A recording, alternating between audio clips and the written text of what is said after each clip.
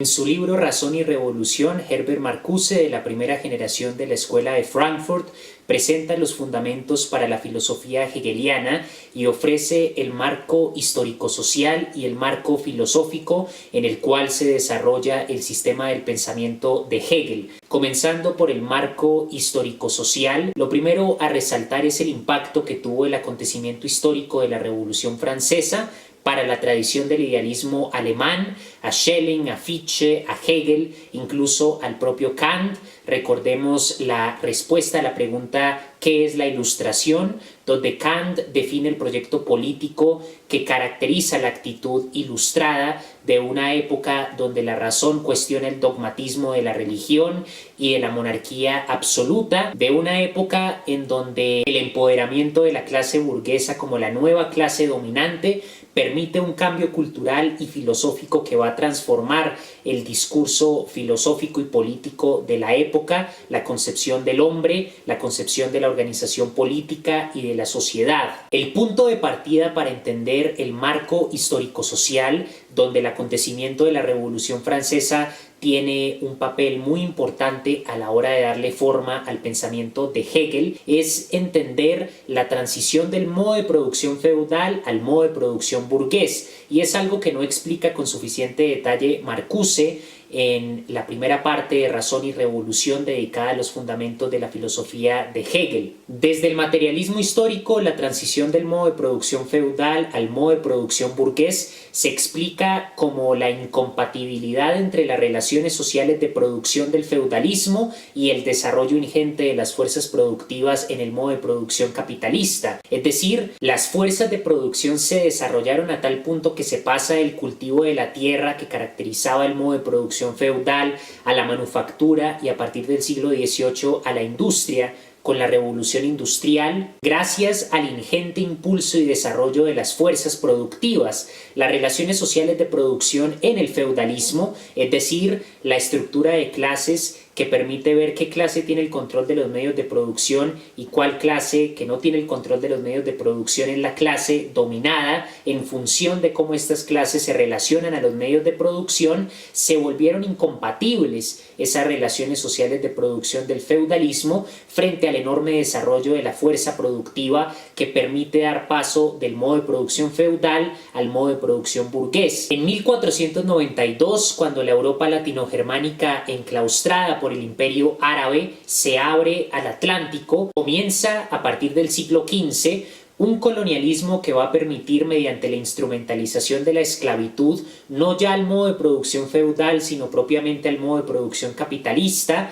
la extracción de valor de las colonias, principalmente de América, con esclavos traídos de África, que se va a acumular en Europa. Los primeros países en abrirse al Atlántico y comenzar el colonialismo son Portugal y España, y luego en la segunda etapa de la modernidad viene Holanda y en la tercera etapa de la modernidad Francia e Inglaterra, sobre todo Inglaterra con la revolución industrial que en la época de la reina Victoria le va a permitir volverse el imperio más grande de la historia en el siglo XIX. La primera etapa de la modernidad, que comienza con la apertura de la Europa latinogermánica, el Imperio Romano de Occidente en 1492 al Atlántico, comienza lo que Samir Amin llama el primer ciclo de acumulación mundial del capital y la extracción de ese valor que es objetivación del sufrimiento y la vida de los esclavos en las colonias, va a permitir la base material, como ya lo dicen Marx y Engels en el Manifiesto Comunista,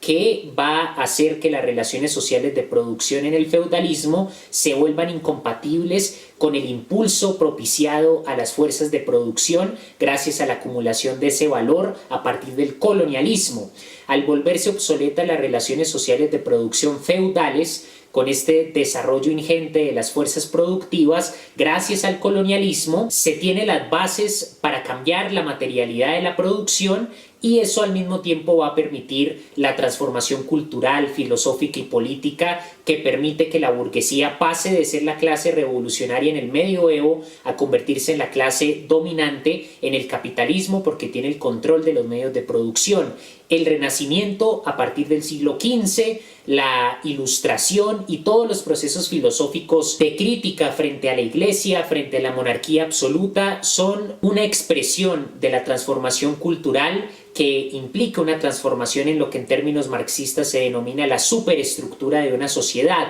es decir, la política, el derecho, la cultura que se levantan sobre la infraestructura económica. A diferencia de países como Francia e Inglaterra, Alemania no llevó a cabo la superación del modo de producción feudal, sino hasta bien entrado el siglo XIX. Por eso es que en la crítica a la filosofía del derecho de Hegel, Marx va a escribir que las transformaciones históricas ocurren primero como tragedia y luego como comedia. Es decir, en el feudalismo, el despotismo de la monarquía y del dogmatismo religioso era trágico, pero cuando ese antiguo régimen se mantiene en la Alemania de finales del siglo XVIII y comienzos del siglo XIX, ya no es trágico sino cómico que ese antiguo régimen monárquico-feudal se mantenga en una época en donde los demás países de Europa han llevado a cabo la transformación del modo de producción burgués, tanto en lo material y económico como en lo cultural y lo político. Una de las primeras cosas que nota Marcuse, por lo tanto, en el marco histórico-social de la filosofía de Hegel, es el atraso material de Alemania que no llevó a cabo esa superación de la materialidad de la producción feudal y que conservaba, por lo tanto, las contradicciones sociales, políticas y culturales propias del modo de producción feudal.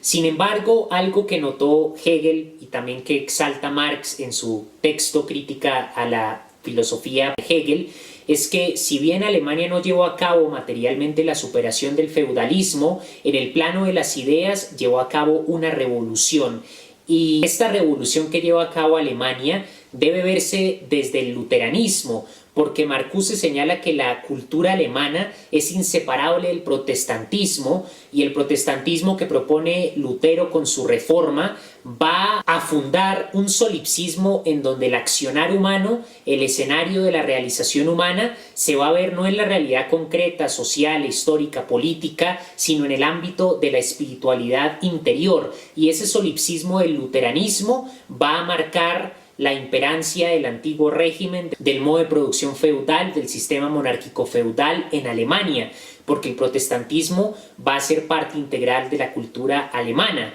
y va a ser uno de los obstáculos para llevar a cabo la revolución burguesa. El idealismo alemán, particularmente Hegel, viendo las contradicciones del modo de producción feudal, pero al mismo tiempo reconociendo algunas de las conquistas del luteranismo y sobre todo el movimiento ilustrado que se nutre del acontecimiento histórico de la Revolución Francesa, va a comenzar a pensar acerca de la libertad, la razón, la historia y la subjetividad. Hegel parte así de que hay una idea absoluta que busca objetivarse y exteriorizarse en el proceso dialéctico de la historia, porque la idea necesita un medio para autoconocerse, y el medio a través del cual la idea de lo absoluto se autoconoce y autorrealiza es la historia humana, porque en la lógica de Hegel la idea absoluta primero se exterioriza en la naturaleza, pero bajo la forma de una razón inconsciente. Por eso las leyes de la naturaleza no se conocen a sí mismas, no son conscientes. Luego la exteriorización y objetivación de la idea de lo absoluto en la naturaleza es una objetivación enajenada, inconsciente, porque las leyes de la naturaleza no se autoconocen. Es únicamente en la historia humana, en la Sittlichkeit o en la eticidad de los pueblos, en donde el espíritu absoluto comienza a ser Geist, a ser espíritu en alemán. Implica eso que la idea de lo absoluto comienza a autoconocerse en la cultura, la política de las diferentes naciones que forman la historia de la humanidad. ¿Por qué el espíritu absoluto logra autoconocerse en el proceso dialéctico de la historia y no en el proceso de desarrollo de la naturaleza? ¿Qué distingue la historia de la naturaleza, que es razón inconsciente, de la historia humana? Hegel va a decir que el ser en sustancia es sujeto, y mediante esta tesis muestra por qué la historia, que está hecha de sujetos, de seres humanos, difiere de la historia de la naturaleza, porque va a permitir que la razón se conozca a sí misma en la cultura de los pueblos, en la filosofía de las distintas épocas. Y para ilustrar esta importante tesis, en su texto Razón y Revolución, Marcuse trae el siguiente ejemplo.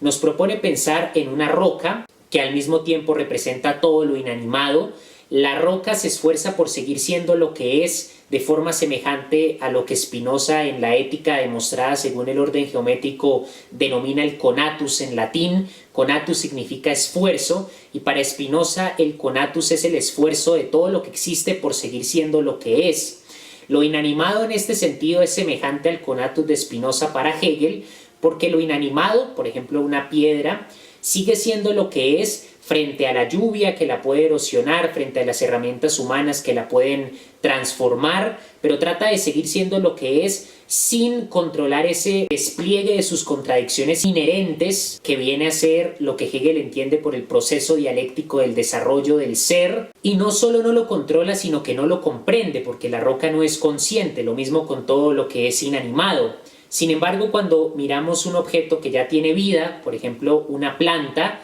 el desarrollo de la planta, que es un desarrollo dialéctico entendido como el despliegue de sus contradicciones inherentes, de las contradicciones que constituyen su ser, el ser planta en este caso, pasa de la semilla que germina, de una semilla que en potencia es una planta y cuyo desarrollo obedece a una finalidad teleológica. Telos en griego significa fin. De manera que la finalidad del desarrollo de la planta es concretar eso que es en potencia, la idea de lo que es la planta cuando es semilla, pero como es semilla, solo es planta en potencia, diría ya Aristóteles, y Hegel toma esa noción de la potencia para decir que lo teleológico en el desarrollo de la planta es que la semilla logre llegar a ser planta, que la potencialidad se materialice en la realidad. La diferencia es que la planta todavía no comprende ese desarrollo teleológico, ese proceso dialéctico que es un despliegue de las contradicciones inherentes a su ser. El ser humano, sin embargo, es el único que es capaz de entender ese proceso dialéctico, de entender el telos de la historia humana, que es llegar a la libertad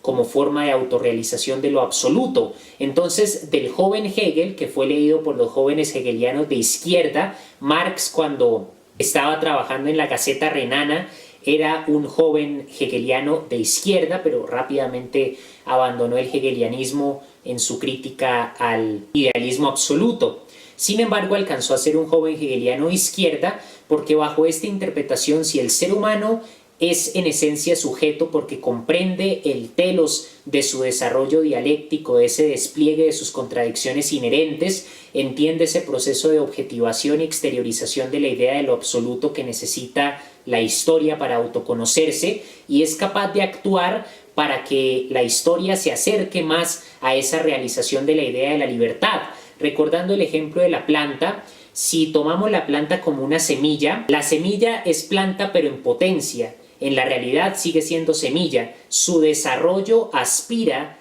a que la semilla se convierta en planta. Pues lo mismo ocurre en la historia humana. Podemos estar en una época, según Hegel, de despotismo, de tiranía, de guerra, pero esa sería la semilla. Lo que en potencia es la realidad humana, o lo que debería ser, lo que aspira a ser, implica la justicia, la razón materializada en el Estado, en el derecho, la libertad. Luego, el desarrollo de la historia, pese a sus contradicciones, aspira a concretarse en la libertad como forma de autorrealización de la idea de lo absoluto. Luego, la praxis se deriva de la comprensión de lo teleológico en la historia y de la acción de un ser humano que mediante la razón trabaja para que la historia se acerque más a esa potencialidad de la libertad, como si se trabajara para que esa semilla se desarrollara más rápido y se convirtiera más rápido en lo que es en potencia, una flor o una planta. De manera que ya se puede dilucidar la relación entre la tesis ontológica de que el ser es en sustancia sujeto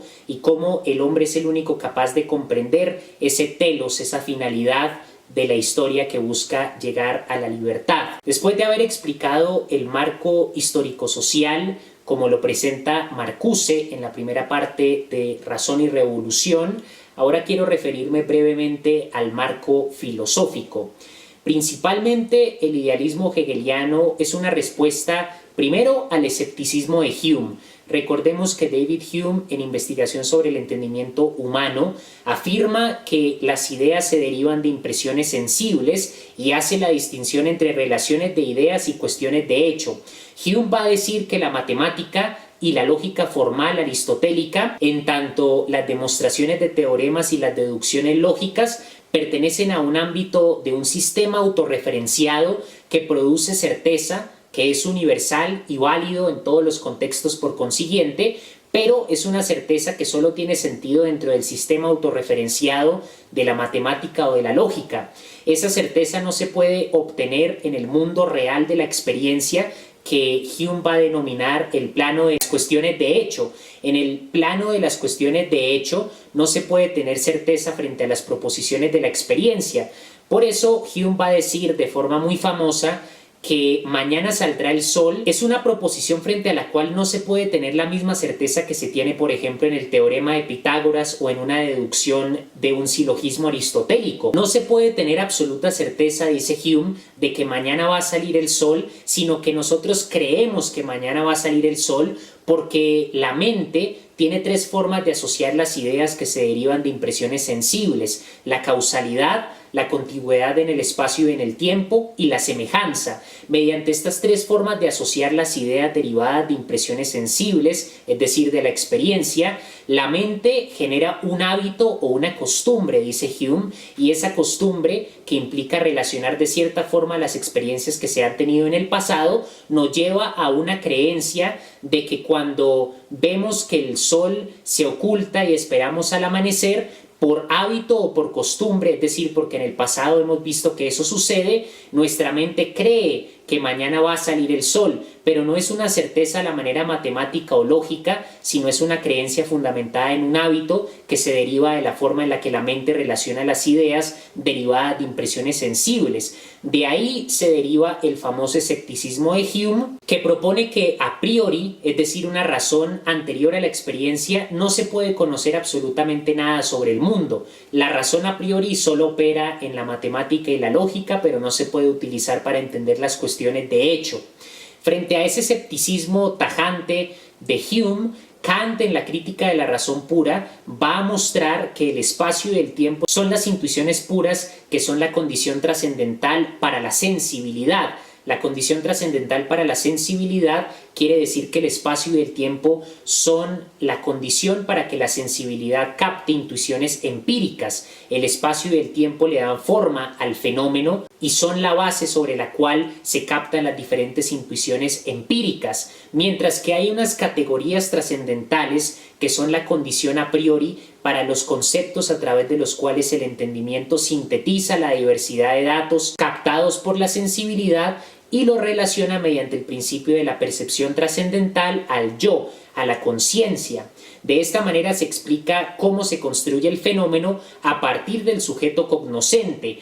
partiendo de esa distinción metafísica entre la cosa en sí misma, que es incognoscible, y el fenómeno, que es una construcción de las facultades del sujeto. Hegel va a buscar superar el escepticismo de Hume, pero también va a buscar superar esa enajenación del sujeto y la cosa en sí misma que se presenta como distinción metafísica en la filosofía trascendental de Kant. Para Hegel, la cosa en sí misma ya no va a ser incognoscible, sino que la cosa en sí misma se busca objetivar en la historia que forman los sujetos. El sujeto ya no solo crea el fenómeno desde las facultades de su entendimiento y de su sensibilidad, sino que el sujeto es capaz de entender el proceso de objetivación y exteriorización de la idea de lo absoluto, que para Hegel viene a ser lo que Kant denominaba el noumeno, o la cosa en sí misma. Y con esto acabo la presentación de la primera parte de Razón y Revolución a propósito de la fundamentación de la filosofía de Hegel.